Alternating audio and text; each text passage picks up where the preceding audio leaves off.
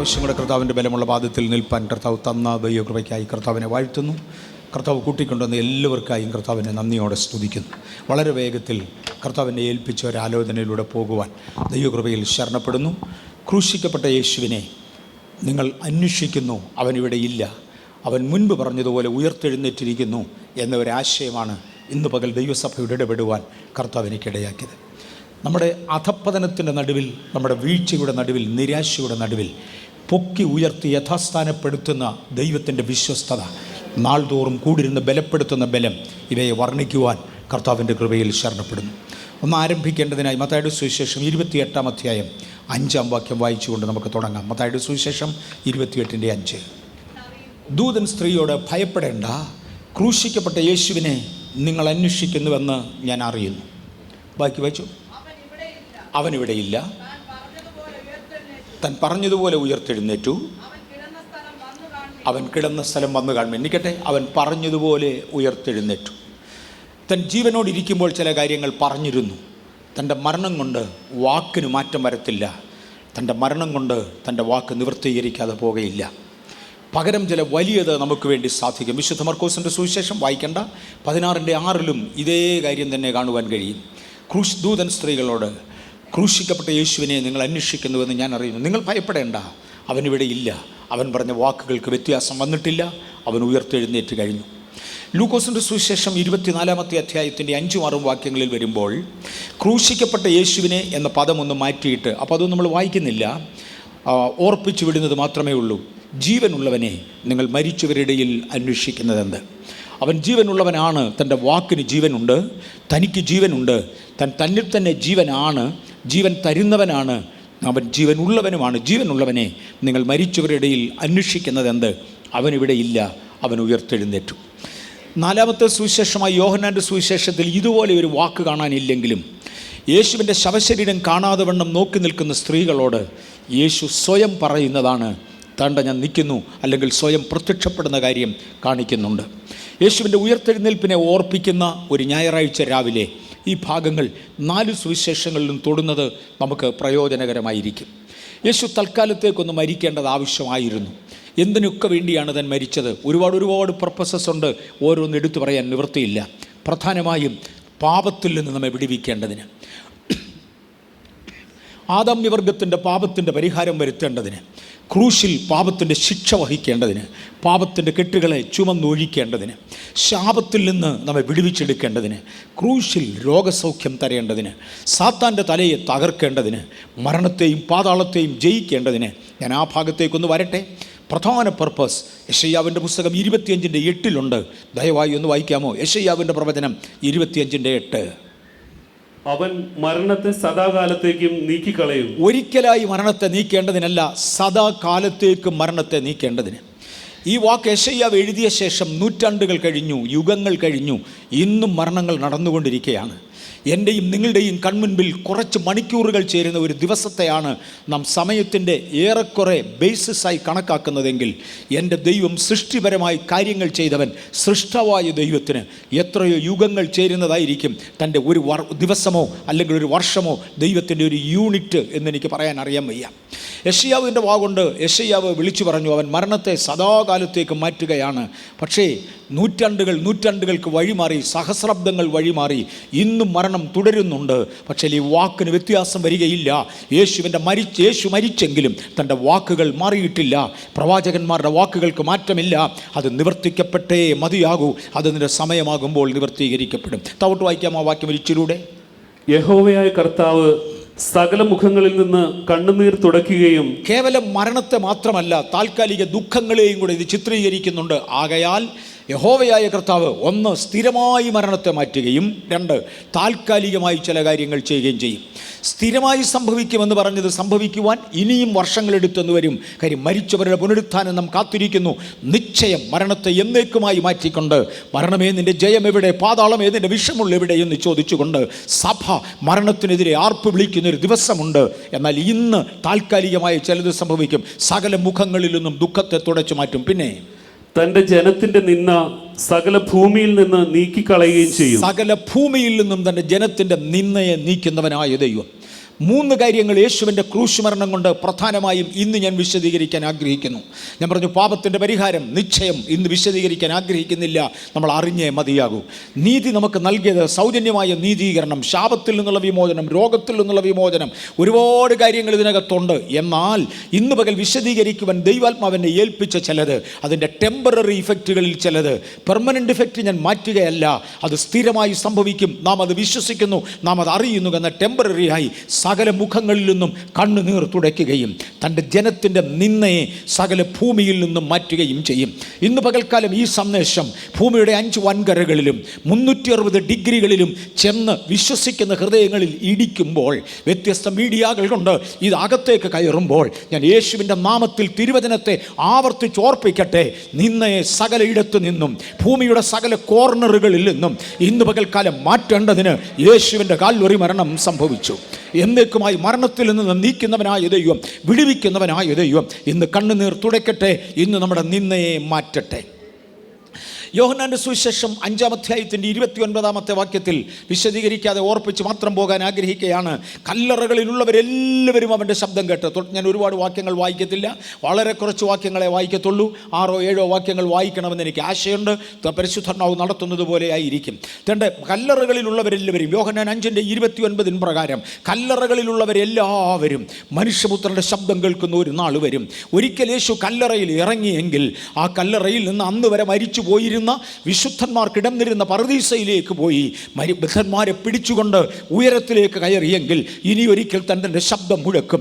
സർവ്വഭൂമിയിലും മുഴങ്ങുന്നതായ ദൈവത്തിൻ്റെ ശബ്ദം, കല്ലറകളിലുള്ള എല്ലാവരും ദൈവശബ്ദം കേൾക്കുന്നതായ ഒരു ദിവസം വരും. അന്ന് ഒരു ഉയർത്തെഴുന്നേൽപ്പ് നടക്കും. എല്ലാവരും ശബ്ദം കേൾക്കും.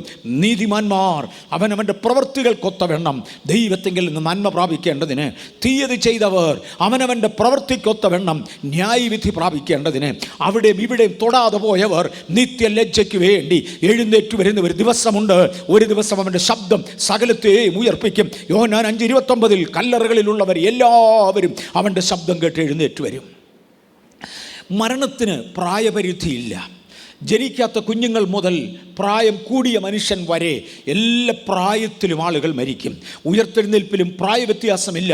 എല്ലാ പ്രായത്തിലുമുള്ളവർ ഉയർക്കുമെങ്കിലും ഉയർപ്പിനെക്കുറിച്ച് പൊതുവെ വിശ്വസിക്കുന്ന ദൈവജനം പറയുന്നത്, എന്നെയും നിങ്ങളെയും പോലെ ദൈവത്തിന് വേണ്ടി ജീവിക്കുന്നവർ ഏറെക്കുറെ യൗവനമയമായൊരു ശരീരത്തിലായിരിക്കും. ബലഹീനതയുള്ള ശരീരങ്ങൾ കാണുകയില്ല. അവർ രോഗികളായി മരിച്ചെങ്കിൽ ആരോഗ്യമുള്ളവരായി എഴുന്നേൽക്കും. അംഗവൈകല്യമുള്ളവരായി പോയെങ്കിൽ പൂർണ്ണ അവയവങ്ങളോടുകൂടെ അവർ എഴുന്നേറ്റ് വരും. ബാഹ്യമോ ആന്തരികമോ ആയ പ്രശ്നങ്ങളോ ഭാരങ്ങളോ ഉള്ളവരായി മാറിയെങ്കിൽ ഇല്ല. ക്രിസ്തു ജീവിച്ചിട്ട് മഹിമയിൽ എഴുന്നേറ്റതുപോലെ ക്രിസ്തുവിന് അനുരൂപരായി നാം എഴുന്നേൽക്കുന്ന ഒരു ദിവസമുണ്ട്. അത് നിത്യലജ്ജയ്ക്കാകാതിരിക്കുവാൻ, അത് ന്യായവിധിക്കാകാതിരിക്കുവാൻ, അത് തേജസ്സിൻ്റെ ഉയർപ്പാകുവാൻ ദൈവസന്നിധിയിൽ നമ്മെ ക്രമീകരിക്കേണ്ട ദിവസങ്ങളാണിത് എന്ന് മറക്കരുത്. അതായത് സുവിശേഷം 13:43 നീതിമാന്മാർ തൻ്റെ പിതാവിൻ്റെ രാജ്യത്തിൽ സൂര്യനെ പോലെ പ്രകാശിക്കും. ഇന്ന് നിന്നെ അനുഭവിക്കുന്നവരായി എൻ്റെ സ്വരം കേൾക്കുവാൻ ആളുകൾക്ക് താല്പര്യമില്ലാതെ ഒരു വാക്ക് പറയുമ്പോൾ ഷട്ട് ഗെറ്റ് ലോസ്റ്റ് എന്ന് പറഞ്ഞുകൊണ്ട് നിന്ദിക്കുന്ന ലോകത്തിൻ്റെ മുമ്പിലല്ല, എൻ്റെ പിതാവിൻ്റെ രാജ്യത്തിൽ എനിക്ക് വേറൊരു രാജ്യമുണ്ട്, എനിക്ക് വേറൊരു പൗരത്വമുണ്ട്. സ്വർഗത്തിലാണ് നമ്മുടെ പൗരത്വം. സ്വർഗത്തിലൊരു രാജ്യത്വം കൂടെ ഉണ്ട്. തൻ്റെ പിതാവിൻ്റെ രാജ്യത്തിൽ സൂര്യനെ പോലെ ശോഭിക്കുന്ന ഒരു നാളുള്ളതിനായി എൻ്റെ കർത്താവിനെ വാഴ്ത്തുകയാണ്. ദുഃഖമുള്ള മുഖവുമായി, വാടിയ മുഖവുമായി ഈ ഭൂമിയിൽ നടക്കുന്നവരെ ഇവിടെ നിന്ന് കണ്ണുനീർ തുടയ്ക്കും, ഇവിടെ നിന്ന് ലജ്ജ മാറ്റും. അപ്പുറത്തൊരു ഉയർത്തെഴുന്നേൽപ്പുണ്ട്. പുതുഭൂമിയുടെ പുലരിയിൽ, പുത്തൻ പുലരിയിൽ എഴുന്നേറ്റ് വരുമ്പോൾ ദൈവത്തെ സ്നേഹിക്കുന്ന ദൈവജനം അവൻ്റെ മുമ്പിൽ സൂര്യന്മാരെ പോലെ പ്രകാശിക്കുന്ന ഒരു സന്ദർഭത്തെ പരിശുദ്ധാത്മാവ് ഓർമ്മിപ്പിക്കുന്നുണ്ട്. അങ്ങനെ സംഭവിക്കുമോ? അയ്യോ, ലൂക്കോസിൻ്റെ സുവിശേഷം 9-ാം അധ്യായത്തിൻ്റെ 30-31 വാക്യങ്ങളിൽ കാണാം. വായിക്കുന്നില്ല. ഒരു ദിവസം യേശു ഒന്ന് മഹത്വ പ്രത്യക്ഷത നടത്തി.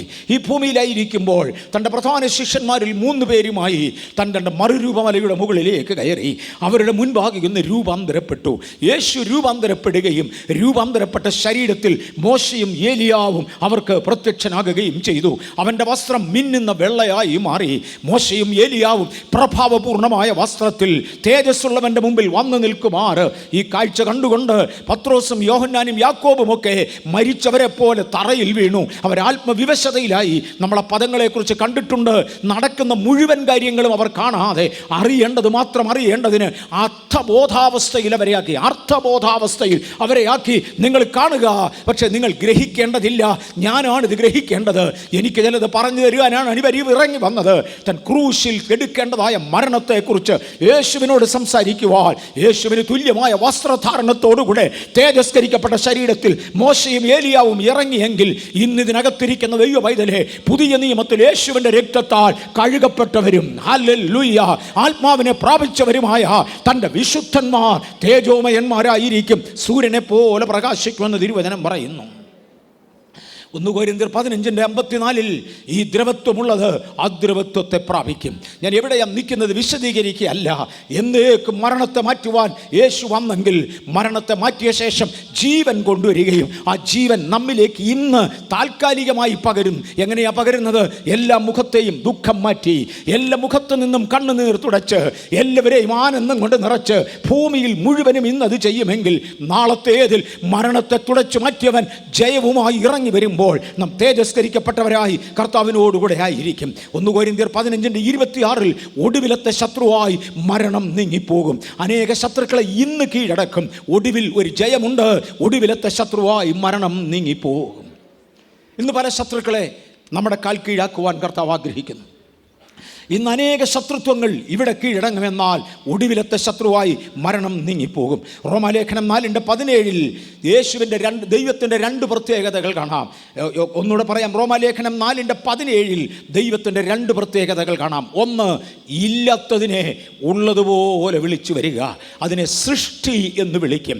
ഇന്ന് പകൽക്കാലം ഇല്ലാത്ത ചിലത് യേശുവിൻ്റെ നാമത്തിൽ സൃഷ്ടിക്കപ്പെടേണ്ടതിന്, ക്രിയേറ്റീവ് മിറക്കിൾസ് ഇന്ന് പകൽക്കാലം നടക്കേണ്ടതിന് യേശുവിൻ്റെ ആത്മാവിനെ പ്രാപിച്ചവർ വിശുദ്ധമായ നാവുകളെ യോഗ്യമായി ഉപയോഗിക്കട്ടെ. ഞങ്ങൾ ഉപയോഗിക്കുകയാണ്.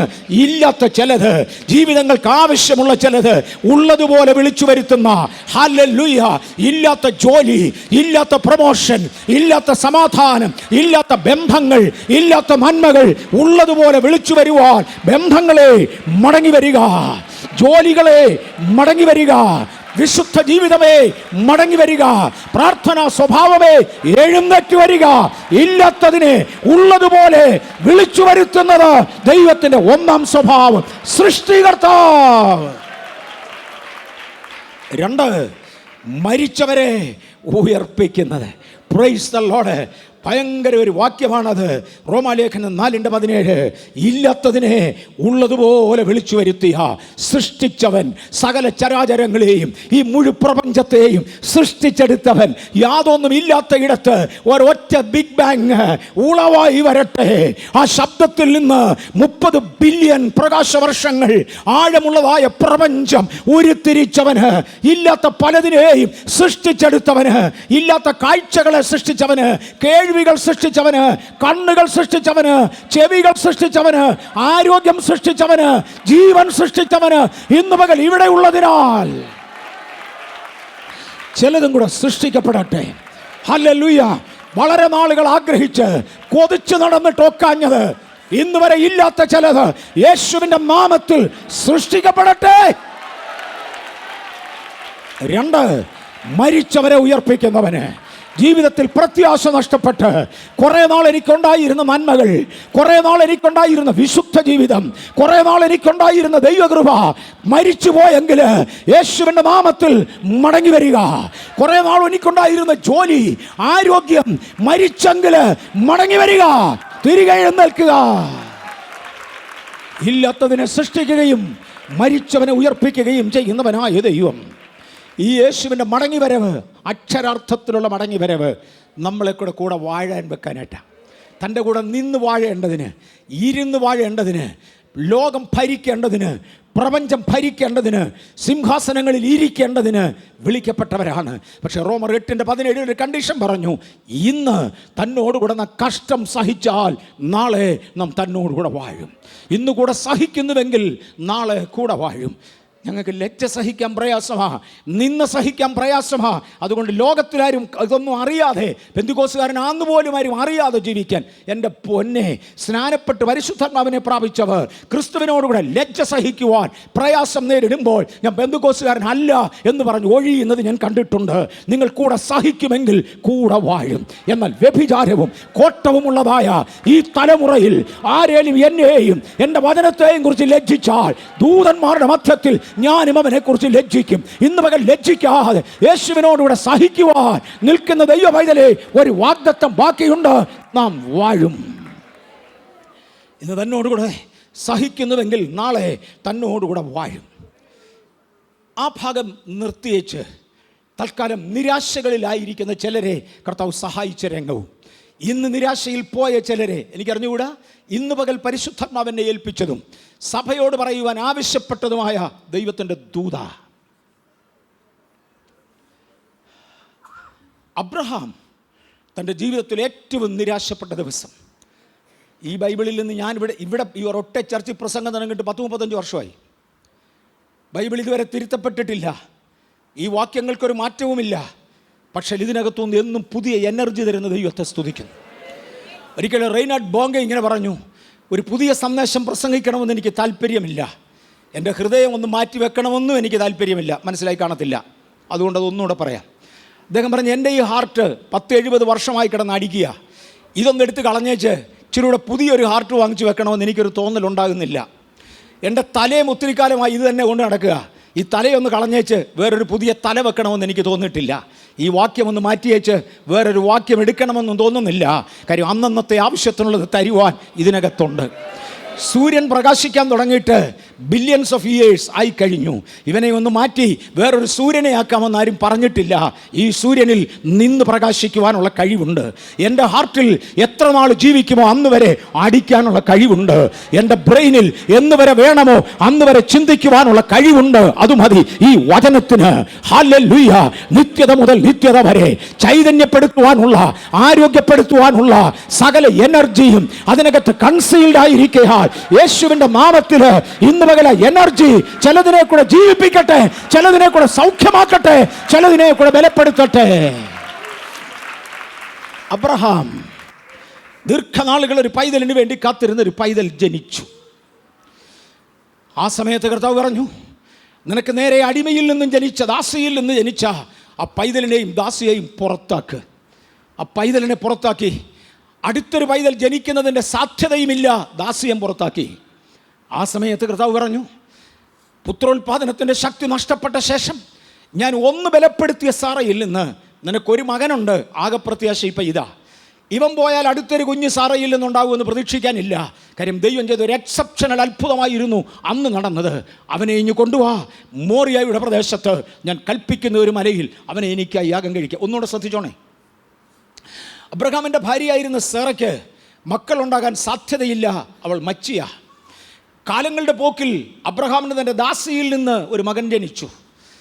കുറച്ച് നാളുകൾക്ക് ശേഷം ദൈവത്തിൻ്റെ പ്രത്യേക ആശീർവാദത്താൽ ഡേറ്റ് അക്യുറസിയിൽ വിളിച്ചു പറഞ്ഞു, വരുന്നയാണ്ടിൽ ഈ സമയം, ഡേറ്റ് തന്നെയൊന്നുമല്ല, അവർലി അക്യുറസിയിൽ ഒരു വർഷത്തിൻ്റെ കണക്ക് ഫിക്സ് ചെയ്ത് വെച്ച് പറഞ്ഞു, സാറയ്ക്ക് ഒരു മകൻ ജനിക്കും. സാറയ്ക്ക് 2 മക്കളുണ്ടാകുമെന്ന് പറഞ്ഞിട്ടില്ല. വാഗ്ദത്തം ഒരൊറ്റ കുഞ്ഞിനെ കുറിച്ച്. ആ കുഞ്ഞ് ജനിച്ചു. സാറയിൽ നിന്ന് അടുത്തൊരു മകനെ പ്രതീക്ഷിക്കുന്നില്ല. ഇങ്ങനെ സാഹചര്യത്തിലാണ് യഹോവ ഇറങ്ങി വന്ന് പറയുന്നത്, ദാസിയെയും മകനെയും കൂടെ പുറത്താക്ക്. ഇനി നിനക്കൊരു മകൻ ജനിക്കുന്ന സാധ്യത കഴിഞ്ഞു. ആ മകനെ ദാസിയെ പുറത്താക്ക്. പിന്നെ ആദ്യം ഉണ്ടായ ഒന്ന് പുറത്താക്ക്. ഞാൻ എന്നിട്ട് അടുത്തൊന്ന് പറയാൻ പോകുകയാണ്. പരീക്ഷണത്തിൻ്റെ നിൻ്റെ ക്ഷമയുടെ നെല്ലിപ്പലക കാണാൻ തൻ്റെ കയ്യിലുള്ള ഒന്നുണ്ടല്ലോ, കൊണ്ടുവാ. ഞാൻ നിന്നോട് കൽപ്പിക്കുന്ന മലയിൽ മോറിയായുടെ പ്രദേശത്ത് അവന് എനിക്ക് വേണ്ടി യാഗം കഴിക്കേ. അബ്രഹാം ആദ്യകാലത്ത് എഴുന്നേറ്റു. വിശദീകരിക്കാൻ ഒക്കത്തില്ല. തൻ്റെ മകനെ കൂട്ടി യാത്ര തിരിച്ചു. 3-ാമത്തെ ദിവസം മോറിയായുടെ പ്രദേശം കണ്ടു. തൻ്റെ ദാസന്മാരോട് പറഞ്ഞ്, കഴുതകളുമായി ഇവിടെ ഇരി, ഞാനും മകനുമായി അവിടം വരെ പോയി യാഗം കഴിച്ച് മടങ്ങി വരാം. നടക്കാൻ ആരോഗ്യമുള്ള, മല കയറാൻ കഴിവുള്ള, ചുമടെടുക്കുവാൻ തക്ക പ്രാപ്തിയും വളർച്ചയും പ്രാപിച്ച തൻ്റെ മകൻ്റെ തോളിലേക്ക് വിറകെടുത്ത് വെച്ചു. വയസ്സനായി അബ്രഹാം തൻ്റെ കയ്യിൽ കത്തിയും തീയും എടുത്തു. ഒരുമിച്ച് നടക്കുമ്പോൾ മോനൊരു ചോദ്യം ചോദിച്ചു, ആടെവിടെ, ആടെവിടെ, ഹോമയാഗത്തിന് ആടെവിടെ? അദ്ദേഹത്തിൻ്റെ മറുപടി, God will take care of it. തൻ്റെ യാഗം കത്തുന്നുണ്ടെന്ന് എനിക്ക് നന്നായിട്ടറിയാം. ദൈവം അത് കണ്ടുകൊണ്ടിരിക്കുക. അത് കത്തുമെന്ന് അറിയാവുന്നത് കൊണ്ട് അതിലെവിടെ വിട്ടത്. പലർക്കും ഇത്രയും പ്രയാസം ഉണ്ടാകുമെന്ന് അറിയാമായിട്ടാണോ ഇതിലെ വിട്ടത്? ആന്നും ഇത്രയും പ്രയാസം ഉണ്ടാകുമായിട്ട് അറിഞ്ഞുകൊണ്ടാ ഇതുണ്ടായേ മതിയാകെയുള്ളൂ. അതുകൊണ്ടാണ് അബ്രഹാം മേളിൽ കയറി യഹോവ കരുതിക്കൊള്ളും, യഹോവ ഈരേ ഇതൊക്കെ പറഞ്ഞ ശേഷം അവിടെ കയറി യാഗപീഠം പണിതു, മോനെ കെട്ടി യാഗപീഠത്തിന്മേൽ കിടത്തി വെട്ടുവാൻ കത്തി ഉയർത്തുമ്പോൾ ഉയർന്ന കത്തിക്കും ആ കുഞ്ഞിൻ്റെ കഴുത്തിനുമിടയിൽ ഞാൻ എല്ലാ പ്രാവശ്യവും ആവർത്തിക്കുന്ന ദൂത കഴിഞ്ഞ 35 വർഷമായി ഇത് കഴുത്തിൻ്റെയും ഇടയിലായി സ്വർഗത്തിൽ നിന്നൊരു ശബ്ദമുണ്ടായി. അബ്രഹാമിൻ്റെ ഒരു പ്രത്യേകത, എപ്പോൾ ദൈവ ശബ്ദം കേട്ടാലും അതിൻ്റെ പൂർണ്ണത കണ്ടേ ബാക്കി ഒരു പടിയുള്ളൂ. ഉയർന്ന കത്തി താഴോട്ട് വരുന്നതിന് മുന്നമേ ആ ദൈവ ശബ്ദം എന്നാണെന്നറിയണം. He got arrested. ആ നിൽക്കുന്ന നിൽപ്പിലാണ് കേട്ടത്, അബ്രഹാമേ അബ്രഹാമേ, a double call, an urgent call, ബാലന്റെ മേൽ കൈവെക്കരുത്.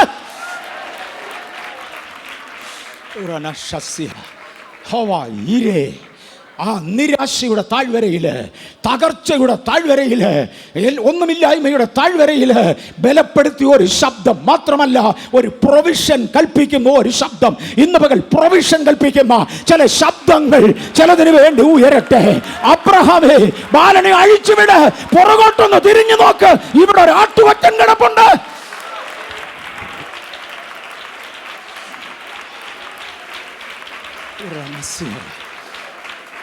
നിരാശയിൽ നിന്ന് ഉയർത്തേണ്ടതിന് പ്രൊവിഷനുകൾ നൽകുന്നതായ ദൈവം.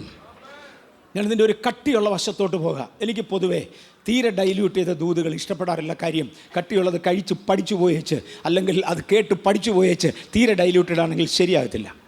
കഴിഞ്ഞ ദിവസം രവി സക്കറിയ പറഞ്ഞ അത് ഭയങ്കര ഹാർഡാണ്, എനിക്ക് എടുക്കാൻ പ്രയാസമാണ്, പക്ഷേ ഗ്രഹിക്കാൻ കഴിവുള്ളവർ ഇവിടെ ഉണ്ട്. കേട്ടു, രവി സക്കറിയ ഹമാസ് വിഭാഗത്തിലെ ചക്രവർത്തിയോട്, ഈജിപ്തിലെ ഹമാസിൻ്റെ ചക്രവർത്തിയോട് സംസാരിക്കുകയായിരുന്നു.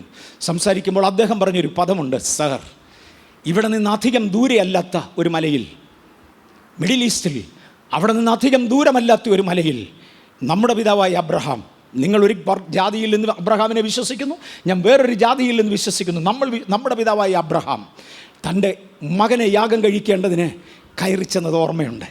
മൂത്ത മകനോ ഇളയ മകനോ എന്ന് തർക്കിക്കേണ്ട കാര്യം, അത് രണ്ട് മതങ്ങൾക്ക് തമ്മിൽ സംശയ വ്യത്യാസമുണ്ട്. മൂത്ത മകനോ ഇളയ മകനോ എന്ന് നമുക്കിപ്പോൾ തർക്കിക്കേണ്ട. തൻ്റെ മകനെ യാഗം കഴിക്കുവാനായി കയറി ചെന്നപ്പോൾ യഹോവ അവിടെ പ്രത്യക്ഷനായി. ഇത് നമുക്ക് രണ്ടും അറിയാവുന്നതാണ്. യഹോവ അവിടെ നിന്ന് പറഞ്ഞു, എനിക്ക് വേണ്ടി ഞാൻ തന്നെ കരുതിക്കോളാം. താൻ തന്നെ തനിക്ക് വേണ്ടി കരുതിക്കൊണ്ട് അയച്ച തൻ്റെ മകനും അതിനടുത്ത മലയിൽ യാഗമായത് എനിക്കും നിനക്കും ഒരുപോലെ അറിയാം. രാജാവേ, അദ്ദേഹത്തിൻ്റെ പദമാണ്, രാജാവേ, ആ ദൈവം കണ്ട സബ്സ്റ്റിറ്റ്യൂട്ടിനെ, അല്ലെങ്കിൽ ദൈവം കരുതിയവനെ എന്നുവരെ നിങ്ങൾ അംഗീകരിക്കുമോ അന്ന് വരെ നിങ്ങളുടെ മക്കൾ യുദ്ധഭൂമിയിൽ രക്തമൊഴുകി ചത്തോണ്ടിരിക്കും.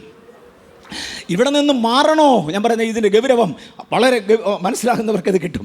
ഇതിൻ്റെ ഗൗരവം അത്രയും വലുതാണ്. രാജാവേ, നിൻ്റെ മക്കൾ ഇവിടെ യുദ്ധത്തിന് പോയി വില കൊടുക്കുന്നതിൻ്റെ കാര്യം, ഒരുവൻ വേറൊരുവനെ കൊല്ലുന്നതിൻ്റെ കാര്യം, രണ്ടിൻ്റെയും രക്തം ഒഴുകുന്ന കാര്യം, കരുതിയതിനെ നീ കാണാതെ പോയതാണ്. ഇന്ന് പകൽ ദൈവം കരുതിയതിനെ എനിക്കൊന്ന് കാണാൻ കഴിഞ്ഞെങ്കിൽ, യഹോവ കരുതിക്കൊള്ളും മകനെ, കയറുമ്പോഴത്തെ വാക്കതാ, യഹോവ ജൈരേ, യഹോവ കരുതിക്കൊള്ളും മകനെ ഞാൻ കരുതിക്കൊണ്ട് വന്നിരിക്കുകയാണ്. അബ്രഹാമെ നിർത്ത്, ഒന്ന് തിരിഞ്ഞു നോക്ക്. കൊമ്പുകുരിഞ്ഞ ഒരു ആട്ടുകൊറ്റൻ. അബ്രഹാമിന്റെ ഹൃദയത്തിന് നവജീവൻ ഉദിച്ചു. കെട്ടപ്പെട്ട മകനെ അഴിച്ചുവിട്ടു. എഴുന്നേര് മോനെ, നമുക്ക് പകരം നിനക്ക് പകരം ദൈവം കരുതിയത് തേണ്ട നിൽക്കുന്നു, നമുക്ക് ഒരുമിച്ച് എന്ന് പിടിച്ചോണ്ടുവരാം. നമ്മുടെ പിള്ളേരാണെ കൂടെ വരുമെന്ന് എനിക്ക് തോന്നുന്നില്ല. അഴിച്ചുവിടുന്ന പരുവത്തിന് അപ്പൻ്റെ കുറ്റിക്ക് രണ്ടെണ്ണം കൊടുക്കാൻ ശ്രമിക്കും. അവൻ കൂടെ എഴുന്നേറ്റു പറഞ്ഞു, ഞാൻ അപ്പനെ അടിക്കാനല്ല എഴുന്നേറ്റത്, അപ്പൻ എന്നെ ചതിച്ചതല്ല, എന്നെ കെട്ടി ഇവിടെ ഇട്ടത് കൊണ്ട് അപ്പനും ഞാനും കൂടെ ഒരനുഗ്രഹം ഏറ്റുവാങ്ങാൻ വേണ്ടി വന്നതാ. അവൻ അപ്പൻ്റെ കൂടെ ഇറങ്ങി വന്നു. രണ്ടുപേരും കൂടെ ചെന്ന് കൊമ്പ് കുരുങ്ങി ആട്ടുകൊറ്റനെ പിടിച്ചു. ഇന്ന് പകൽക്കാലം നമുക്കൊന്ന് കെട്ടിപ്പിടിക്കാം, ആ തൃപ്പാദത്തിലൊന്ന് അടുത്തു വരാം. യേശുവേ, എനിക്ക് വേണ്ടി ഇറങ്ങി വന്നവനെ, എൻ്റെ മുഖത്ത് നിന്ന് കണ്ണുനീർ തുടയ്ക്കുന്നവനെ, സർവഭൂമിയിൽ നിന്നും നിന്നെ നീക്കുന്നവനെ. ഓ,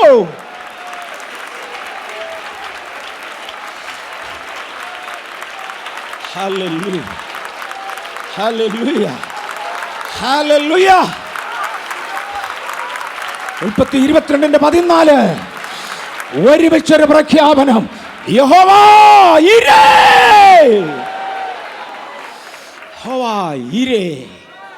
ആ വാക്കിൻ്റെ അർത്ഥവ്യാപ്തി ഞാൻ ഇവിടെ എടുത്തിട്ടുണ്ട്, ഒന്നിലധികം പ്രാവശ്യം പറഞ്ഞിട്ടുണ്ട്.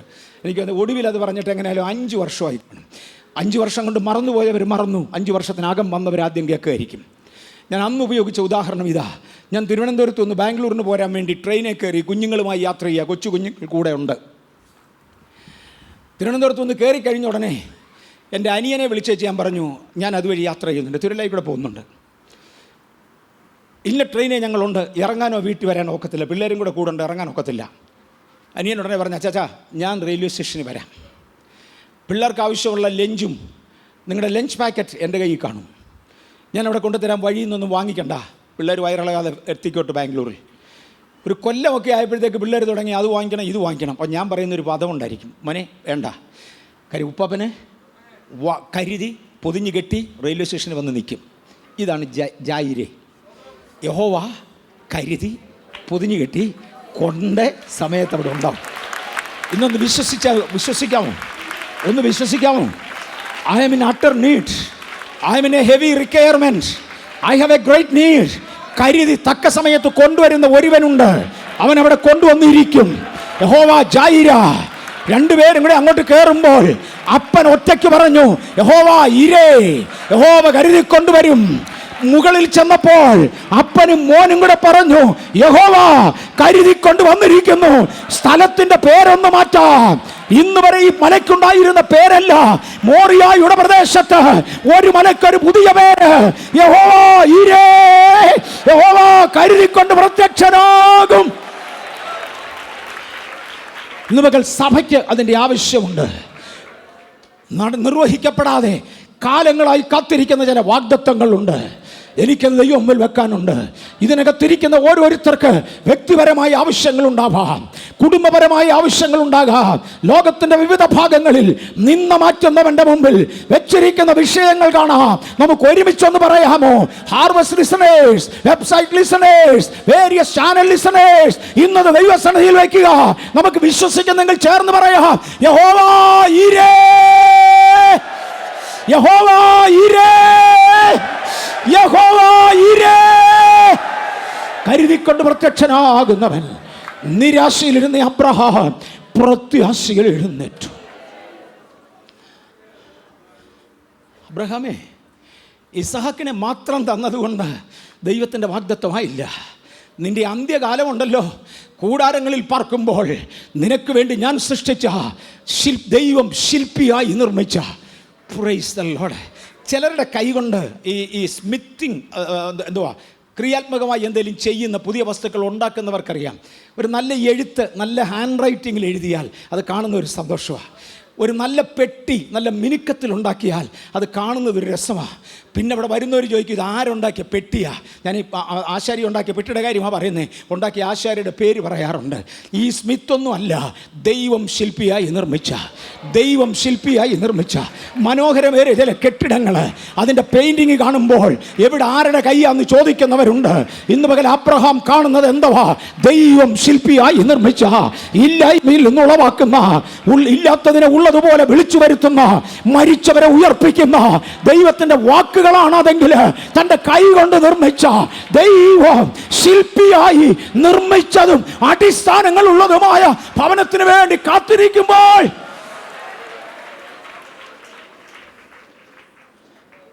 വല്യപ്പച്ചന്മാരോട് ചോദിച്ചാൽ അറിയാം, ഏറ്റവും വലിയ കൂട്ടായ്മ മക്കളും കൊച്ചുമക്കളുമാണ്.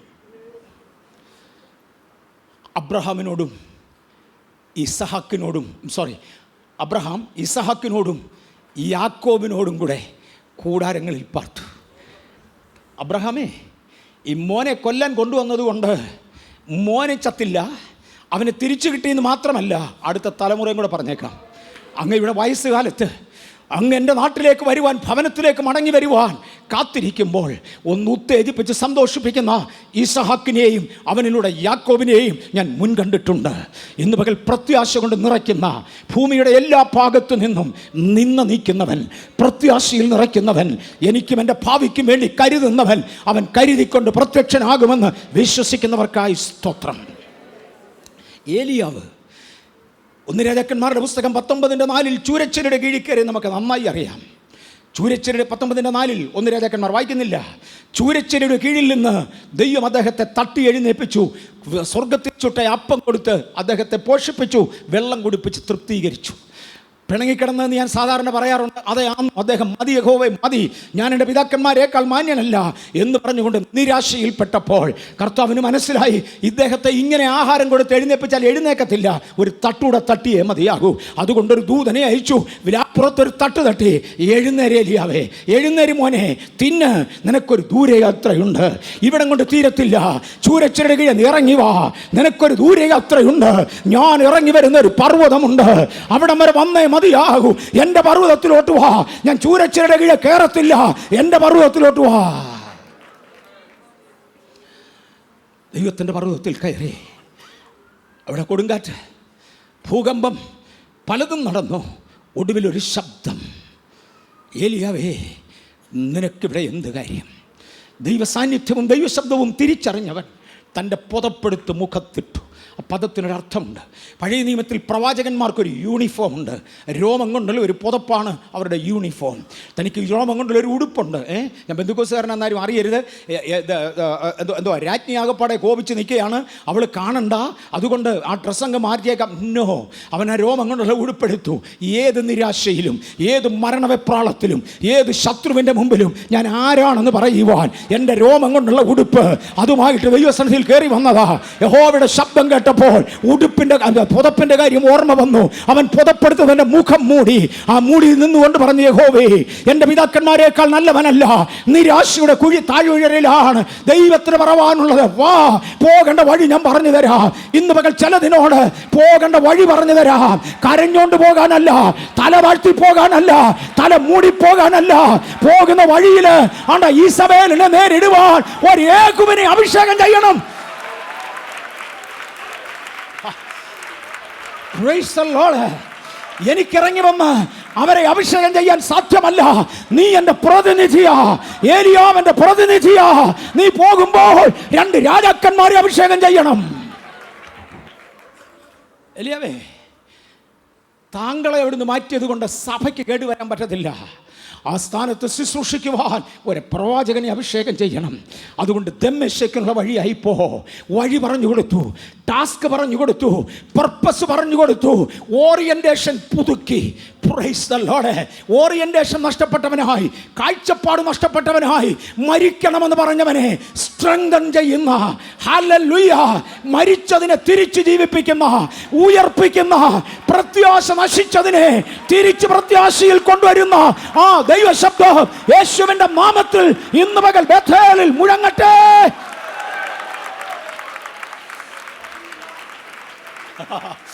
Praise the Lord. നിരാശയിലിരിക്കുന്ന വ്യക്തികളോട് ഇന്ന് പകൽ ദൈവം ഇടപെടട്ടെ, ഇന്ന് പകൽ ദൈവം ഇടപെടട്ടെ. തിരിച്ചെഴുന്നേര്. ഏലിയാവിന് കാര്യം മനസ്സിലായി. തൻ്റെ പുതപ്പിൻ്റെ മേലും ഒരു ശക്തിയുണ്ട്. ഞാൻ ദൈവമെന്നിൽ പകർന്ന ദൈവിക ആലോചനകൾ ഡിസ്ചാർജ് ചെയ്യാൻ പോകുകയാ. പക്ഷെ എൻ്റെ പുതപ്പിൽ ഒരു ശക്തി ഒളിഞ്ഞു കിടപ്പുണ്ട്. കാര്യം ഞാൻ ഇതെടുത്ത് എൻ്റെ മുഖം മൂടിയെങ്കിൽ ഇതേലും ഒരു ശക്തിയുണ്ട്. ആ ഇമ്പാർട്ടേഷൻ എന്നെയും ദൈവം എന്നെ ഏൽപ്പിച്ച ആ ടൂളുകളിൻ്റെ മേലും ദൈവിക അധികാരം വ്യാപരിച്ചെങ്കിൽ എൻ്റെ പുതപ്പേൽ ഒരു അധികാരമുണ്ട്. ചിലർ പറയാറുണ്ടായിരിക്കും അങ്ങനൊന്നും ഇല്ലെന്ന്. താൻ തൻ്റെ പണി നോക്ക്. ഞാൻ ഏലിയാവിനോട് ചോദിക്കട്ടെ, അദ്ദേഹം പറയട്ടെ. മറ്റൊരുത്തൻ്റെ അഭിപ്രായത്തിൽ നിൽക്കുന്നതിനേക്കാൾ തിരുവചനത്തിലേക്ക് വരുവാൻ ഞാൻ ആഗ്രഹിക്കുന്നു.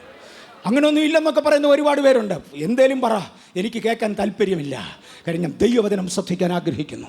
ഏലിയാവിൻ്റെ പുതപ്പെടുത്ത് മുഖത്തിട്ടു, തൻ്റെ താഴ്വരയിൽ ഇറങ്ങി അഭിഷേകം ചെയ്യേണ്ടവരെ അഭിഷേകം ചെയ്തു. ജീവിക്കേണ്ട കാലഘട്ടം ഈ മണ്ണിൽ ജീവിച്ചു കഴിഞ്ഞപ്പോൾ തന്നെ എടുത്തുകൊള്ളുവാൻ സമയമായി. ഏലിയാവ് എലീശയോട് പറഞ്ഞു, വാ നമുക്കൊന്ന് ഒരുമിച്ച് പോകാം. കുറച്ച് കഴിഞ്ഞ് പറഞ്ഞു, നിന്നെ സെറ്റിൽ ചെയ്യാൻ വന്നതാ, നിന്നെ ഇവിടെ കാണാൻ നിർത്താൻ വന്നതാ. പക്ഷേ ഈ ശിഷ്യൻ്റെ പ്രത്യേകത യഹോവയാണ്, നിന്റെ ജീവനാണ്, ഞാൻ നിന്നെ വിടത്തില്ല. നീ പോകുന്നിടത്ത് ഞാനും പോകും. രണ്ടുപേരും കൂടെ ഒരുമിച്ച് വരികയാണ്. യോർദാനിൽ എത്തിയപ്പോൾ അദ്ദേഹത്തിന് മനസ്സിലായി, എൻ്റെ പുതപ്പിൽ ഒരു ദൈവശക്തി ഒളിഞ്ഞു കിടപ്പുണ്ട്. ദൈവശബ്ദം അവിടെ കിടക്കുന്നതിനാൽ ഈ പുതപ്പിന് യോർദാനോട് ഏതാണ്ട് ചെയ്യാനുണ്ട്. പുതപ്പെടുത്തൊന്ന് മടക്കി ഒരു ഒറ്റ അടി കൊടുത്തു. നമുക്ക് നന്നായി അറിയാം, കഴിഞ്ഞ 2-3 ദിവസം നമ്മൾ കേട്ടോണ്ടിരിക്കുകയായിരുന്നു, യോർദാൻ പിൻവാങ്ങി.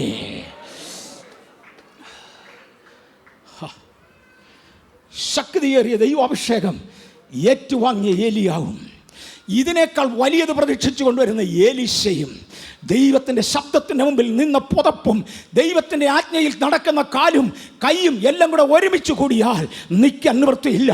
യോർദാൻ പിൻവാങ്ങി ഉണങ്ങിയ നിലത്തൂടെ രണ്ടുപേരും അക്കരെ കടന്നു.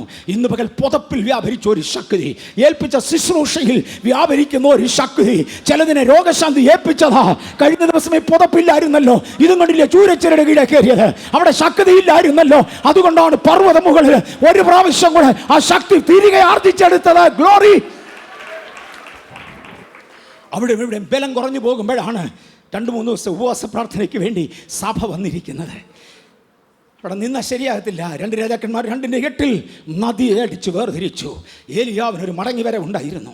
എനിക്ക് പുറപ്പാട് 14:15 ഭയങ്കര ഇഷ്ടമാണ്.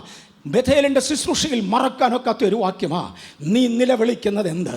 ചെങ്കടലിൻ്റെ മുമ്പിൽ വന്ന് നിലവിളിക്കുന്ന മോശയോട് ദൈവം ചോദിക്കുന്ന ചോദ്യമാണ്. പുറപ്പാട് 14:15. മോശെ, നീ നിലവിളിക്കുന്നത് എന്ത്? നമ്പർ 1, മുൻപോട്ട് വഞ്ചനത്തോട് പറ. വിക്കുള്ളതും തടിച്ചതുമായ ആ നാക്കുകൊണ്ട് ശുശ്രൂഷ നടക്കത്തില്ലെന്ന് പറഞ്ഞ് സംശയിച്ച മോശെ, നാക്കിൻ്റെ തടിപ്പ് മാറിയിട്ടില്ല. ഇപ്പോഴും വർത്താനം പറയാൻ പ്രയാസം കാണും, പക്ഷേ ആ തടിപ്പിൻ്റെ മണ്ടയ്ക്ക് ഞാനിട്ട ഒരു ശക്തി. ആ ശക്തിയോടെ ജനത്തോട് പറ, മുൻപോട്ട് പോ. No change. ഞാൻ ആരംഭത്തിൽ പറഞ്ഞ മുന്നോട്ട് പോകാനാ. ഐ റിപ്പീറ്റ്, മുന്നോട്ട് പോകാൻ പറ. പിന്നെ ഞാൻ നിൻ്റെ കയ്യിൽ ഏൽപ്പിച്ചൊരു വടിയുണ്ടല്ലോ, അതെടുത്ത് ചെങ്കടലിന് നേരെ നീട്ട്. ചെങ്കടലെടുത്ത് നേരെ നീട്ടി ചെങ്കടലിനെ വിഭജിക്കുക. നീട്ടി പിടിച്ചുകൊണ്ടിരിക്കുക. I will try to do it എന്നല്ല, you try to do it yourself എന്നല്ല. നീ ചെങ്കടലിൻ്റെ നേരെ നീട്ടിക്കൊണ്ട് ചെങ്കടലിനെ വിഭജിക്കുക. മോശ അതിൻ്റെ കയ്യിലുള്ള വടിയെടുത്തു, ചെങ്കടലിന് നേരെ നീട്ടി. ചെങ്കടലിനെതിരെ കാറ്റടിക്കാൻ തുടങ്ങി. കാറ്റുകളെ ചലിപ്പിക്കുന്ന ദൈവം. ചില കാറ്റുകൾ പ്രശ്നങ്ങളെ അടിച്ചു മാറ്റേണ്ടതിന് ചലിക്കുവാൻ ഇന്ന് വടിയുള്ളവർ എടുത്തുയർത്തട്ടെ. ചെങ്കടലിന് നേരെ വടി ഉയർത്തി ചെങ്കടലിന് നേരെ കാറ്റടിക്കാൻ തുടങ്ങി. കാറ്റേ അടിക്കുക, കാറ്റേ അടിക്കുക. ഞാൻ വീണ്ടും കാറ്റിലേക്ക് മടങ്ങി വരും. ഇന്ന് പകൽ കൽപ്പിക്കേണ്ട വാക്കുകൾ ദൈവജനം കൽപ്പിക്കട്ടെ. ജനമേ, കരച്ചിൽ നിർത്ത്, മുൻപോട്ട് പോകുവാൻ കർത്താവ് വിളിച്ചു. മരുഭൂമിയിൽ എന്നെ ആരാധിക്കേണ്ടതിന്, വാഗ്ദത്ത ദേശത്ത് എന്നെ ആരാധിക്കേണ്ടതിന് ഞാൻ വിളിച്ച ജനമേ, കരച്ചിൽ നിർത്ത്, മുൻപോട്ട് പോ. ബേഥേൽ ആരാധിക്കേണ്ടതിനായി, ജയത്തിനായി വിളിക്കപ്പെട്ട ദൈവ പൈതലേ, കരച്ചിൽ നിർത്ത, മുന്നോട്ട് പോകാം, മുൻപോട്ട് പോകുക. ഹല്ലേലൂയ. ഞാൻ മോശയെക്കുറിച്ച് കൂടുതൽ പറയാൻ ആഗ്രഹിക്കുന്നില്ല. തന്നെ ശക്തീകരിച്ചു. നിരാശപ്പെട്ടിരുന്നു, ശക്തീകരിച്ചു. എസെക്കിയേൽ 37 യോശുവയുടെ പുസ്തകം 3:17 പുരോഹിതന്മാരുടെ കാൽ വെള്ളത്തിൽ മുങ്ങിയപ്പോൾ, കഴിഞ്ഞ 2 ദിവസം കംപ്ലീറ്റ്ലി കേട്ടതാ, അതുകൊണ്ട് ഇനി അങ്ങോട്ട് പോകാനൊക്കത്തില്ല. ചെങ്കടൽ പിന്മാറേണ്ടതിന് പെട്ടകം വഹിക്കുന്ന പുരോഹിതന്മാർ, പെട്ടകം ഉണ്ടെന്ന് ഓർക്കുന്ന പുരോഹിതന്മാരല്ല. ഞാൻ ലേവി കുടുംബത്തിൽ ജനിച്ചു എന്ന് പറയുന്നവരല്ല, പെട്ടകം വഹിക്കുന്ന പുരോഹിതന്മാർ. ഇന്ന് പകൽ ആരുടെയും തോളത്ത് പെട്ടകമില്ലെന്ന് തോന്നുന്നെങ്കിൽ എടുത്തേ മതിയാകൂ. പെട്ടകം വഹിക്കേണ്ടവർ പെട്ടകം വഹിച്ചേ മതിയാകൂ. അത്ഭുതത്തിൻ്റെ ദിവസമാകയാൽ, വീര്യപ്രവൃത്തികളുടെ നാളാകയാൽ, ജോർദാനെ പിളർക്കേണ്ട നാളുകളാകയാൽ പെട്ടകമെടുക്കുവാൻ തയ്യാറാകാം. കർത്താവേ, എന്നെ ഏൽപ്പിച്ചത് തിരികെ തരുമെങ്കിൽ ഞാനിതാ എടുക്കാൻ തയ്യാറാ. പെട്ടകം വഹിക്കുന്ന പുരോഹിതന്മാർ അവരുടെ കാലുകൾ വെള്ളത്തിലേക്ക് മുക്കിയപ്പോൾ, ഹല്ലേലൂയ, ദൈവം ഒരു അധികാരമേൽപ്പിച്ചവർ, ഒരു സ്ഥാനമേൽപ്പിച്ചവർ അതിനുവേണ്ടി നിൽക്കുമെങ്കിൽ യോർദാനെ പിന്മാറ്. നിരാശയിൽ നിന്ന് വിടുവിക്കുന്നവനായ ദൈവം. എസെക്കിയേൽ 37:3 എസെക്കിയേൽ പ്രവാചകനെ അസ്ഥിത്താഴ്വരയുടെ നടുവിലോട്ട് ഇറക്കി നിർത്തിയൊരു ചോദ്യം, ഈ അസ്ഥികൾ ജീവിക്കുമോ? അസ്ഥികളുടെ വിശദീകരണം അദ്ദേഹം കണ്ടു. ചുറ്റി അതിൻ്റെ നടുവിലൂടെ നടന്നതാ. ഏറ്റവും ഉണങ്ങിയ അസ്ഥി, ബന്ധം വിട്ട അസ്ഥി, കാലിലൊക്കെ കുത്തിക്കയറുന്ന അസ്ഥി, തകർന്നു കിടക്കുന്ന അസ്ഥി, എവിടുത്തേതെന്ന് പറയാനൊക്കാത്ത, ഏത് നൂറ്റാണ്ടിൽ ജീവിച്ചവൻ്റേതെന്ന് പറയാനൊക്കാത്ത തകർച്ചയുടെ നടുവിൽ നിന്നുകൊണ്ട്, നിരാശയുടെ നടുവിൽ നിന്നുകൊണ്ട്, ചുറ്റും കാണുന്ന ഭീകരത്വങ്ങളുടെ നടുവിൽ നിന്നുകൊണ്ട് ദൈവത്തിനൊരു ചോദ്യം, ഈ അസ്ഥികൾ ജീവിക്കുമോ? ഞാൻ ആദ്യത്തെ പ്രാവശ്യം ഇവിടെ എടുക്കുന്ന 1983 അന്ന് പറഞ്ഞത് എനിക്ക് ഓർമ്മയുണ്ട്. എവിടെയും ഒരു സഭ വളരുമോ എന്നല്ല, എന്നോടുള്ള ചോദ്യം ബേഥേൽ വളരുമോ എന്നാ. ഹല്ലേലൂയ. ഇതിനകത്തെ ഓരോ ഔട്ട് സ്റ്റേഷൻ്റെ ചുമതല നോക്കുന്ന കർത്തൃദാസന്മാരെ, ഏതേലും ഒരു ഔട്ട് സ്റ്റേഷൻ വളരുമോ എന്ന് നിങ്ങളോട് ചോദിക്കത്തില്ല. ബന്ധപ്പെട്ടവനോട് നിൻ്റെ ഔട്ട് സ്റ്റേഷൻ വളരുമോ? ഇന്ന് പകൽ ഈ ചോദ്യം നമുക്കൊന്ന് ഏറ്റെടുക്കാം. സഹോദരിമാർ ലീഡർഷിപ്പിലുള്ളവർ, സഹോദരന്മാർ ലീഡർഷിപ്പിലുള്ളവർ, ആഗോള വ്യാപകമായി ദൈവം ലീഡർഷിപ്പിൽ ഏൽപ്പിച്ചവരോട് ഒരു ചോദ്യം. ഈ എസ്തയുടെ കാര്യം പറ. ഇത് ഉണങ്ങിയതാണെന്ന് എനിക്കറിയാം, ഏറ്റവും ഉണങ്ങിയതാണെന്ന് എനിക്കറിയാം, ചുരുണ്ടു പോയതാണെന്ന് എനിക്കറിയാം, ഒടിഞ്ഞു പോയതാണെന്ന് എനിക്കറിയാം. നീ കാണുന്നതിനേക്കാൾ ഉപരി ഞാൻ കണ്ടവനാ. എനിക്കൊരു മറുപടി വേണം. പറ. ഈ അസ്ഥികൾ എൻ്റെ ചുമതലയിൽ ദൈവം തന്നത് സ്കിപ്പ് ചെയ്യാനല്ല. ഈ അസ്ഥി ജീവിക്കുമോ? പ്രവാചകൻ പറഞ്ഞ് എനിക്ക് അറിഞ്ഞുകൂടാ.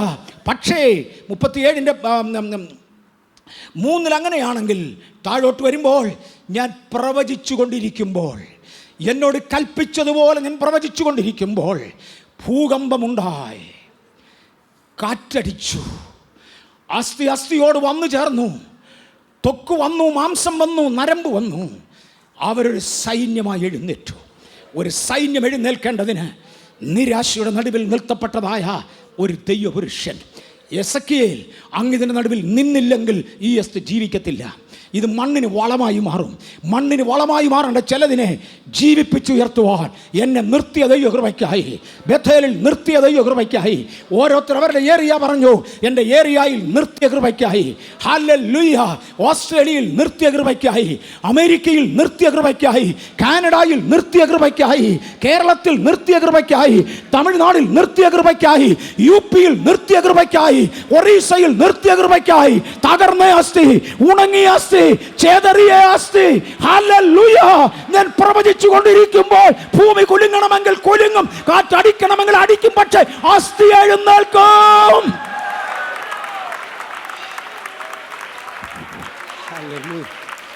ഹല്ലേലൂയ. യേശുവിന്റെ മടങ്ങി വരവെങ്കിൽ കല്ലറയിലുള്ളവരെല്ലാവരും അവന്റെ ശബ്ദം കേട്ട് ഉയർത്തെഴുന്നേൽക്കും, അവനവൻ ചെയ്തതിന് തക്കവണ്ണം പ്രാപിക്കേണ്ടതിന്. എന്നാൽ ഇന്ന് നിന്ന നീക്കുന്നവന്, മുഖത്തെ കണ്ണുനീർ തുടയ്ക്കുന്നവന് പറയാനുള്ളത്, ഇവിടെ ചിലത് ജീവിക്കട്ടെ, ഇവിടെ ചില നിന്ദകൾ മാറട്ടെ. ആകയാൽ ഉണങ്ങിയ അസ്ഥികളെ, യഹോവയുടെ വചനം കേൾക്കാ, ഞാൻ നിങ്ങളിൽ ജീവൻ അയക്കും.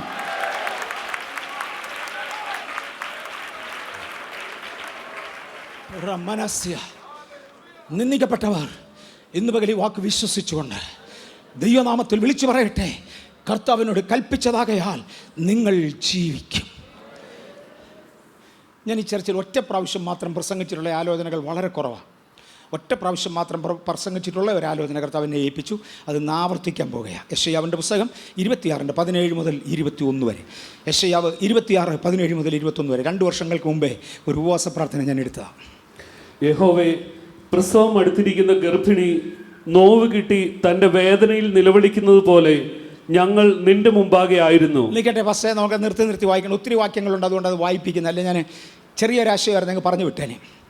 യഹോവേ, പ്രസവം അടുത്തിരിക്കുന്ന സ്ത്രീയെ നോവ് കെട്ടി വിഷമിക്കുന്നത് പോലെ ഞങ്ങൾ തിരുമുമ്പിലായിരുന്നു. ആ നോവ് കെട്ടുക എന്ന പദം പല പ്രാവശ്യം പറഞ്ഞിട്ടുണ്ട്.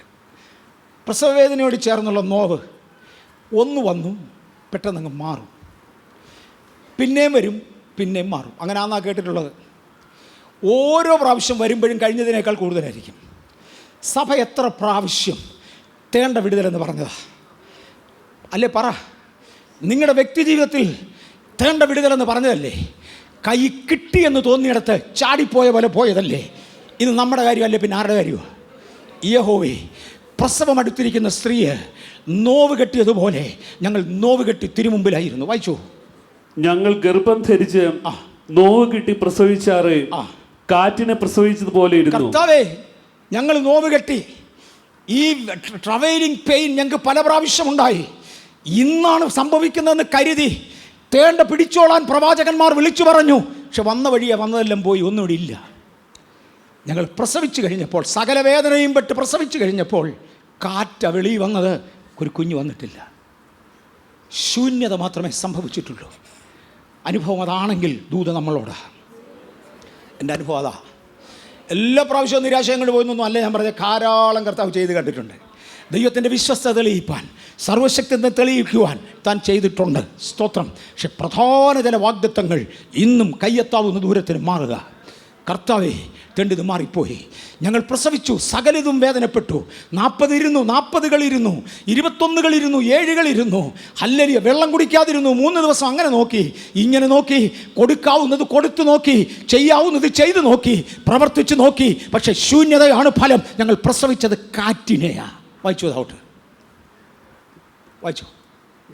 ദേശത്ത് ഒരു രക്ഷയും ഞങ്ങൾ പ്രവർത്തിച്ചിട്ടില്ല. ഞങ്ങൾ ഇത്രയൊക്കെ നോക്കിയിട്ടും ഞങ്ങൾ ആഗ്രഹിച്ചതുപോലെ ഒരു രക്ഷ ദേശത്ത് ഞങ്ങളെ കൊണ്ട് ഞാൻ ഒത്തിട്ടില്ല. Every out session. സത്യമല്ലേ? ഒരു 10 വർഷത്തിന് മുമ്പ് ഈ ചോദ്യം ചോദിച്ചിരുന്ന സഹോദരന്മാർ പറഞ്ഞു, നോ, എൻ്റെ ഔട്ട് സെഷൻ വളർന്നുകൊണ്ടിരിക്കുക. എനിക്ക് ഇത്ര പേര് സ്നാനത്തിനുണ്ടായിരുന്നു. ഇന്ന് ചോദിച്ചാൽ ഈ കറക്റ്റ് ആൻസറാ. ഒന്നും പറ്റുന്നില്ല, ഒന്നും അങ്ങോട്ട് നടക്കുന്നില്ല, നമുക്കൊന്ന് ഉണരാം. ഈ അത്ഭുതങ്ങൾ ചെയ്ത കണ്ട പട്ടണമായത്, അത്ഭുതങ്ങൾ കണ്ട സഭയായത്. നമുക്കൊന്ന് ഉണരാം. ദേശത്ത് ഒരു അത്ഭുതവും നടക്കുന്നില്ല, ഞങ്ങൾ പ്രതീക്ഷിച്ചൊന്നും നടക്കുന്നില്ല. പിന്നെ ഭൂവാസികൾ പിറന്നു വീണതുമില്ല, ഞങ്ങൾ നോക്കി പറ്റിയില്ല. പിന്നെ നിന്റെ മൃതന്മാർ ജീവിക്കും. പക്ഷേ ഒരു മറുപടി ദൈവത്തിനുണ്ട്. ഈ 3-4 വാക്യങ്ങൾ 2 പേര് ചേർന്ന് എഴുതിയതാ. ഒന്നാമത്തെ ഭാഗം പ്രവാചകൻ എഴുതി, യഹോവേ, ഞങ്ങൾ ഒത്തിരി ചെയ്തു, നോവുകെട്ടി പ്രസവിച്ചു, കാറ്റ വെളിയിൽ വന്നത്. ഞങ്ങൾ നിരാശപ്പെടുന്നു. ഒരു ജാതി ജനിച്ചു വീഴുമെന്ന് ഞങ്ങൾ കരുതി, പട്ടണം പിടിച്ചു എന്ന് ഞങ്ങൾ ഓർത്തു. പക്ഷെ ഒന്നും നടന്നില്ല, ഞങ്ങൾ നിരാശപ്പെട്ടു. ദൈവത്തിനൊരു മറുപടിയുണ്ട്. ഇന്ന് മറുപടി ഒന്ന് കേട്ടു. വിഷമിക്കണ്ട, നിന്റെ മൃതന്മാർ ജീവിക്കും. ഹല്ലേലൂയ.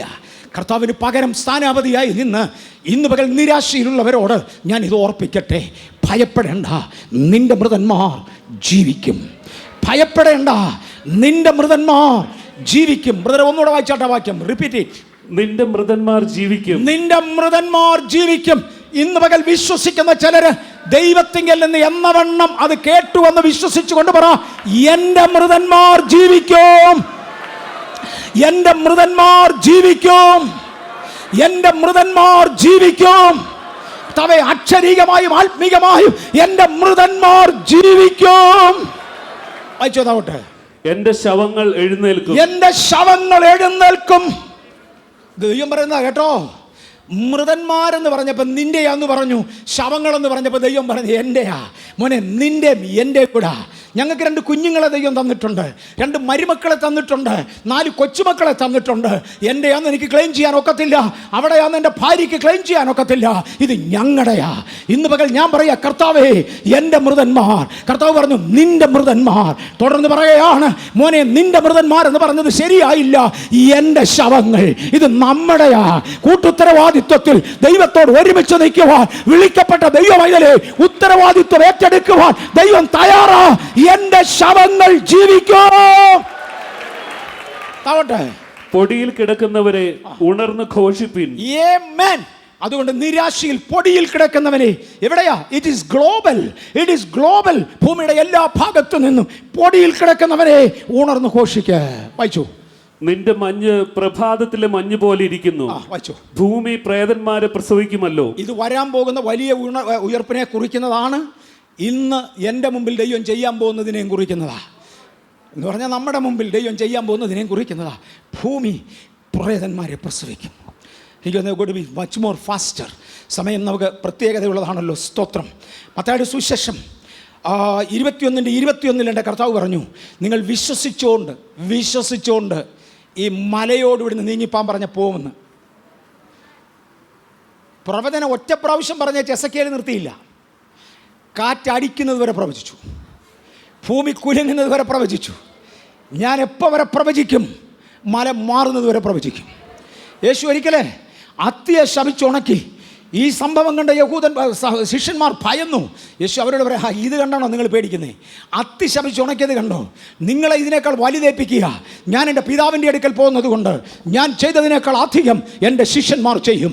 ഞാൻ ചെയ്തതിനേക്കാൾ ഉപരി എൻ്റെ ശിഷ്യന്മാർ ചെയ്യും. ഞാൻ വലുത് ചെയ്യിക്കാൻ പോകുകയാ. നിങ്ങൾ വലുത് ചെയ്യാൻ പോകുകയാ. വിശ്വസിച്ചുകൊണ്ട്, തൻ്റെ ഹൃദയത്തിൽ സംശയിക്കാതെ, താൻ പറയുന്നത് സംഭവിക്കുമെന്ന് വിശ്വസിച്ചുകൊണ്ട് ഈ മലയോട് ഇവിടുന്ന് നീങ്ങിപ്പോൻ പറഞ്ഞാൽ മല നീങ്ങിയിരിക്കും. ചർച്ചിൻ്റെ മുമ്പിലുള്ള മലകൾ പോലുള്ള പ്രശ്നങ്ങൾ യേശുവിൻ്റെ നാമത്തിൽ സമുദ്രത്തിലേക്ക് ചാടിപ്പോകട്ടെ. ഇരുന്ന സ്ഥലം കാണാതെ സമുദ്രത്തിലേക്ക് മാറിപ്പോകട്ടെ. ഇന്ന് പകൽ ഇതിനകത്തിരിക്കുന്ന ദൈവജനം മുൻപിൽ കാണുന്ന പ്രശ്നങ്ങൾ യേശുവിൻ്റെ നാമത്തിൽ മാറിപ്പോകട്ടെ. മലകൾ പോകുന്നത് പോലെ പോകാം. ഹല്ലേലൂയ. തടസ്സങ്ങളെ വഴിമാറ് നമ്മൾ പാടാറുണ്ട്. It's A command. തടസ്സങ്ങളെ മാറ്. ഈ കൽപ്പനയുടെ പുറകിലത്തെ ശക്തി ഞങ്ങൾക്ക് വട്ടളകിയതല്ല, പകരം ഞങ്ങളെ ജ്വലിപ്പിച്ചവനായ, ജീവിപ്പിച്ചവനായ, ഞങ്ങൾക്ക് വേണ്ടി മരിച്ചവനായ യേശുവിൻ്റെ കൽപ്പനയിൽ ഞങ്ങൾക്ക് ലഭിച്ചതായ ആ എനർജിയുടെ വ്യാപ്തിയാണിത്. പ്രശ്നങ്ങളെ മാറ്, തടസ്സങ്ങളെ വഴിമാറ്. തടസ്സങ്ങൾ ഉണ്ടെന്നറിയാം, കൂട്ടമായി മാറാം, അത് മാറിപ്പോകാം. പിന്നെ വെളിപ്പാട് പുസ്തകം 3:2 നമുക്കൊന്ന് പരസ്യമായി വായിക്കാം. വെളിപ്പാട് 3:2. ഉണർന്നു കൊള്ളുക, ചാവാറായ ശേഷിപ്പുകളെ ശക്തീകരിക്കുക. നമുക്കൊരു കടമയുണ്ട് കേട്ടോ, നമുക്കൊന്ന് ഉണർന്നേ പറ്റൂ. എമ്മേവരീസ് ഉണർന്നു. എൻ്റെ സഹവിശ്വാസികൾ ഉണർന്നു. ചാവാറായി ശേഷിപ്പിനെ ശക്തീകരിക്കുക. ഞാൻ പണ്ട് പ്രവചനം പറഞ്ഞിട്ടുണ്ട്, ഇപ്പം പറയുന്നില്ല. ആ കൃപാവരം നിന്നുപോയതല്ല, ചാകാറായി കിടക്കുക എന്ന് മാത്രം. ഞാൻ രോഗശാന്തി നടത്തിയിട്ടുണ്ട്, ഇപ്പം കുറവാ, ചത്തില്ല, ചാകാറായി കിടക്കുക. ഇത് ഓരോരുത്തരുടെ അനുഭവം. ഞാനൊരു പ്രാർത്ഥനാ മനുഷ്യനായിരുന്നു, ഇന്ന് പറ്റുന്നില്ല, ചത്തില്ല, ചാകാറായി ശേഷിപ്പ്. നിന്റെ പ്രവൃത്തി എൻ്റെ ദൈവത്തിൻ്റെ സന്നിധിയിൽ പൂർണ്ണതയുള്ളതായി കണ്ടില്ല. ചാവാറായി ശേഷിപ്പുകളെ ശക്തീകരിക്കുക. ഞാനങ്ങ് ചാടിക്കോട്ടെ. നമ്മുടെ കടമയാണ്. 1, കൽപ്പിക്കേണ്ടത് കൽപ്പിക്കുക.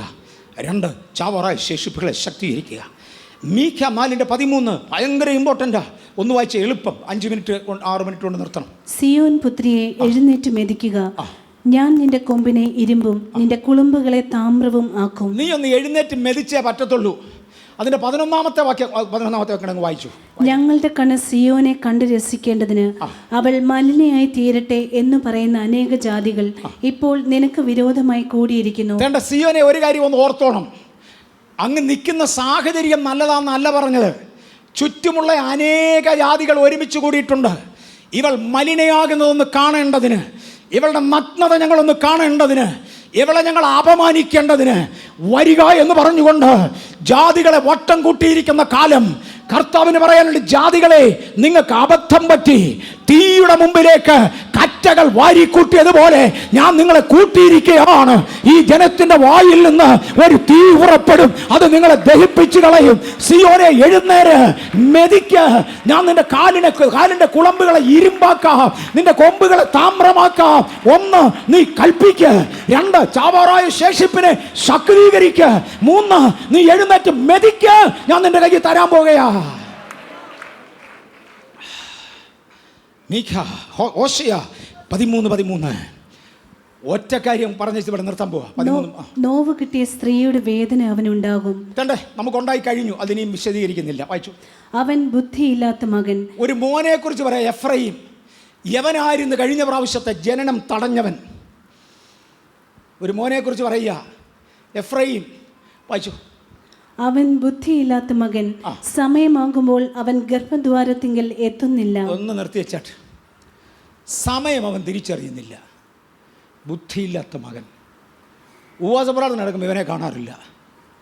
കൊള്ളാവുന്ന ഒരു മെസ്സേജ് വരുമ്പോഴേ പുള്ളിയെ കിട്ടാറില്ല. സമയം മനസ്സിലാക്കാത്തവൻ. സഭ നോവ് കെട്ടാഞ്ഞിട്ടല്ല, സഭ വേദനപ്പെടാഞ്ഞിട്ടല്ല, എൻ്റെ മാതാപിതാക്കൾ നിലവിളിക്കാഞ്ഞിട്ടല്ല, എൻ്റെ മാതാപിതാക്കൾ എനിക്ക് വേണ്ടി കരയാഞ്ഞിട്ടല്ല. നേരമാകുമ്പോൾ. മലയാളത്തിൽ ഒരു പഴയ ചൊല്ലുണ്ട്, എത്ര പഴയതാണെന്ന് എനിക്കറിയത്തില്ല. കഴിഞ്ഞ ദിവസം ഞങ്ങൾ എന്തുകൊണ്ടോ ഒന്ന് ഓർത്തു. എന്തോ കാരയ്ക്ക പഴുക്കുമ്പോഴല്ലയോ, കാരപ്പഴം പഴുക്കുമ്പോൾ കാക്കയ്ക്ക് വായിൽ പുണ്ണാണ്.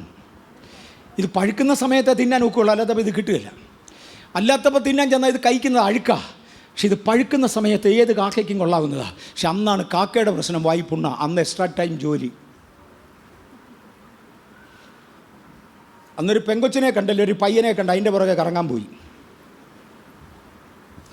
മനസ്സെവിടെ ഇല്ലായിരുന്നു, അതങ്ങ് നശിച്ചു. അത് ലോകത്തിൻ്റെ മോഹത്തിലങ്ങ് കുടുങ്ങി.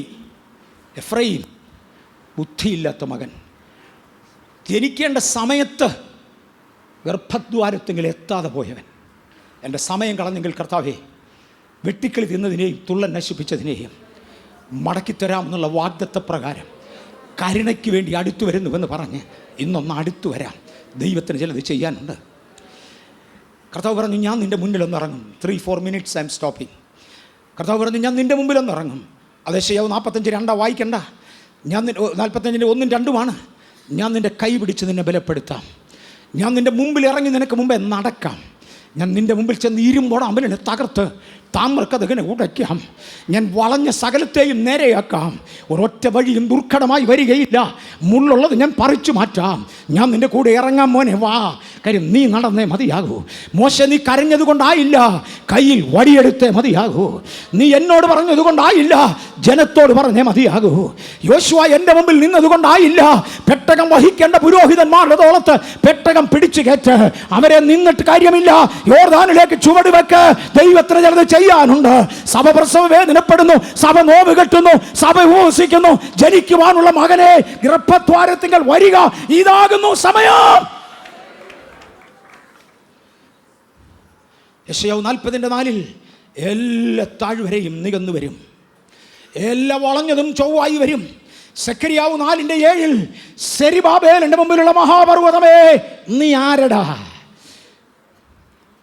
അതൊരു പൊട്ടു പിടിച്ച ചോദ്യമല്ലേ? മഹാപർവ്വതമാണെന്ന് പറഞ്ഞേച്ചല്ലേ പറയുന്നത്, ആരാണെന്ന് ചോദിക്കും. മഹാപർവ്വതം, ഹിമാലയം എന്ന പർവ്വതമേ നീ ആരെന്ന് വെച്ചാൽ ഹിമാലയം എന്ന പർവ്വതമാണ്. സെരുബ്ബാബേലിൻ്റെ മുമ്പിലുള്ള മഹാപർവ്വതമേ നീ ആരെ എന്ന് പറഞ്ഞാൽ, സെരുബ്ബാബേലിൽ വ്യാപരിക്കുന്ന അഭിഷേകം, സെരുബ്ബാബേലിൻ്റെ മുമ്പിലുള്ള വിളി, സെരുബ്ബാബേലിൻ്റെ കയ്യിലുള്ള തൂക്കുകട്ട, ഇതെല്ലാം കൂടെ ഒരുമിച്ച് ചേരണം.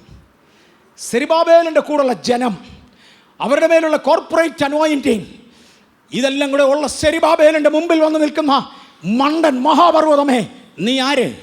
അതുവരെ ഞാൻ മഹാപർവ്വതമാ. മറുപടി ദൈവം പറയും, അതെ, പക്ഷേ നീ സമഭൂമിയാകും, നീ സമഭൂമിയാകും. ഇന്ന് പകൽ ബേഥേലിൻ്റെ കയ്യിൽ ഒരു തൂക്കുകട്ട ഉണ്ടെങ്കിൽ, ബേഥേലിൻ്റെ മേൽ ഒരു വിളിയുണ്ടെങ്കിൽ, ബേഥേലിൻ്റെ മേൽ ഒരു നിയോഗമുണ്ടെങ്കിൽ, ബേഥേലിൽ ചേർന്ന് നിൽക്കുന്ന ഒരു കൂട്ടം ദൈവജനമുണ്ടെങ്കിൽ, ബേഥേലിൻ്റെ മുമ്പിൽ നിൽക്കുന്ന മഹാപർവ്വതമേ നീ ആര്? നീ സമഭൂമിയാകും. കണ്ണുകളടയ്ക്കാം. സകല ഭൂമിയിൽ നിന്ന് തുടച്ചു മാറ്റുന്നവൻ, ഇന്ന് പകൽക്കാലം കണ്ണുനീർ തുടയ്ക്കുന്നവൻ, എൻ്റെയും നിങ്ങളുടെയും ദൈവമെന്ന് അറിഞ്ഞുകൊണ്ട് ഇന്ന് പകൽ ദൈവപാദത്തിലേക്കൊന്ന് അടുത്തു വരാം. ഹാർവസ്റ്റിലൂടെ ശ്രദ്ധിക്കുന്നവർ, വിവിധ മീഡിയകളിലൂടെ ഇന്ന് ശ്രദ്ധിക്കുന്നവർ, അടുത്ത ദിവസങ്ങളിൽ ഇത് വീണ്ടും കേൾക്കുവാൻ പോകുന്നവർ, ഇന്ന് പകൽക്കാലം ദൈവകരങ്ങളിൽ അതാത് സന്ദർഭത്തിൽ കേൾക്കുമ്പോൾ ദൈവകരങ്ങളിൽ ഒന്ന് ഏൽപ്പിക്കപ്പെടാം. കർത്താവേ, ഞങ്ങൾ ഇതാ തരികയാണ്. ഞങ്ങൾ നിന്നയിലായെങ്കിൽ അങ്ങയുടെ മരണം ഞങ്ങളുടെ നിന്നയെ മാറ്റേണ്ടതിനായിരുന്നു. ഞങ്ങൾ ജീവനുള്ളവനെ മരിച്ചവരുടെ അല്ലല്ലോ അന്വേഷിക്കുന്നത്, അങ്ങ് ജീവനുള്ളവൻ തന്നെയാ. അങ്ങ് മരിച്ചവനല്ല. മരിച്ചവരും മൗനത്തിൽ ഇറങ്ങിയവരും വാഗ്ദത്തം നിവർത്തിപ്പാൻ കഴിയാതെ ഇരിക്കുമ്പോൾ അങ്ങ് പറഞ്ഞതുപോലെ ഉയർത്തെഴുന്നേറ്റെങ്കിൽ പറഞ്ഞതുപോലെ സംഭവിക്കുമെന്ന് ഞങ്ങൾ അങ്ങ് വിശ്വസിക്കുന്ന കർത്താവേ, അത് വിശ്വസിച്ചുകൊണ്ട് യേശുവിന്റെ നാമത്തിൽ നവജീവൻ പ്രഖ്യാപിക്കുന്നു. ബെഥേലൈറ്റ്സ്, ലോകവ്യാപകമായി ശ്രദ്ധിക്കുന്നവരെ, ഒരുമിച്ച് ദൈവസന്നിധിയിൽ ഇരിക്കാം, ഒരുമിച്ച് ദൈവസന്നിധിയിലായിരിക്കാം. ഇന്ന് പകൽ ദൈവത്തിന് പറയുവാനുള്ളത്, ക്രിസ്തുവിന് പകരം സ്ഥാനാപതിയായി നിന്നുകൊണ്ട് പറയുവാൻ, ഏഴയ്ക്ക് ദൈവം തന്ന കരുണയ്ക്കായി ഞാൻ കർത്താവിനെ വാഴ്ത്തുന്നു. അതിനാവശ്യമുള്ള ആരോഗ്യം രാവിലെ തന്നതിനായി ഞാൻ ദൈവത്തെ സ്തുതിക്കുന്നു. ഇന്ന് പകൽ കേൾക്കുവാനുള്ള സാഹചര്യം നമുക്ക് ഒരുക്കിയതിനായി നമുക്ക് ദൈവത്തെ സ്തുതിക്കാം. യേശുവേ, ഈ ജനത്തെ ഞാൻ അനുഗ്രഹിക്കുന്നു. അങ്ങയുടെ ദാസൻ എന്ന നിലയിൽ ഞാൻ അനുഗ്രഹിക്കുന്നു. ഉണങ്ങിയ അസ്ഥികളെ ജീവൻ പ്രാപിക്കുക. നിങ്ങൾ കാറ്റേറ്റെടുത്ത് ജീവൻ പ്രാപിക്കുക. അതിന് വേണ്ട ഭൂകമ്പങ്ങൾ നടക്കട്ടെ. അതിന് വേണ്ട കാറ്റുകൾ, കൊടുങ്കാറ്റുകൾ വരെ അടിക്കട്ടെ. ദൈവഹിതം പൂർത്തീകരിക്കപ്പെടട്ടെ. യോർദാനെ പിന്മാറ്, ജനം അക്കരെ കിടക്കട്ടെ. ചെങ്കടലെ ഉറഞ്ഞു മാറ്, പിളർന്നു മാറ്, ജനം അക്കരെ കിടക്കട്ടെ. പ്രതികൂലങ്ങളെ മാറി നിൽക്ക്, പർവ്വതങ്ങളെ മാറിപ്പോ, ജനം വിടുവിക്കപ്പെടട്ടെ. തവേ, ജനത്തെ ഞങ്ങൾ അനുഗ്രഹിക്കുന്നു. ഞങ്ങളുടെ ചാവറായ ശേഷിപ്പുകളെ ശക്തീകരിക്കുവാൻ ഇന്ന് പകൽ ഏൽപ്പിക്കുന്നു.